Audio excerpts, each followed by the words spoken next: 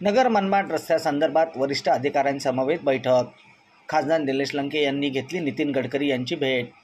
बहुचर्चित नगर मनमाड रस्त्याच्या रखडलेल्या दुरुस्तीसंदर्भात खासदार निलेश लंके यांनी केंद्रीय रस्ते वाहतूक आणि महामार्ग मंत्री नितीन गडकरी यांची दिनांक 2 जुलै रोजी सायंकाळी 7 वाजता नवी दिल्ली येथे भेट घेतली। या रस्त्यांच्या रखडलेल्या कामासंदर्भात गडकरी यांनी पुढील आठवड्यात रस्ते वाहतूक मंत्रालयातील वरिष्ठ अधिकाऱ्यांसमवेत बैठक बोलवण्यात आल्याचे खासदार लंके यांनी सांगितले। नगर मनमाड तसेच नगर पाथर्डी या दोन्ही रस्त्यांची दुरावस्था झाल्याने त्यांची दुरुस्ती करण्याच्या मागणीसाठी खासदार लंके यांनी मागील वर्षी उपोषण केले होते।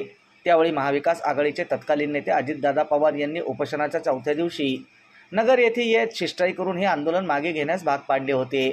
त्यावेळी पवार यांनी थेट नितीन गडकरी यांच्याशी संपर्क करून लंके यांच्या या आंदोलनात तोडगा काढला होता। गडकरी यांनी पवार यांच्यासह लंके यांच्याशीही चर्चा करून विशेषतः नगर पाथर्डी रस्त्याचे काम तात्काळ सुरू करण्याची ग्वाही दिली होती आणि हे लगेच सुरू होऊन पूर्णही झाले होते।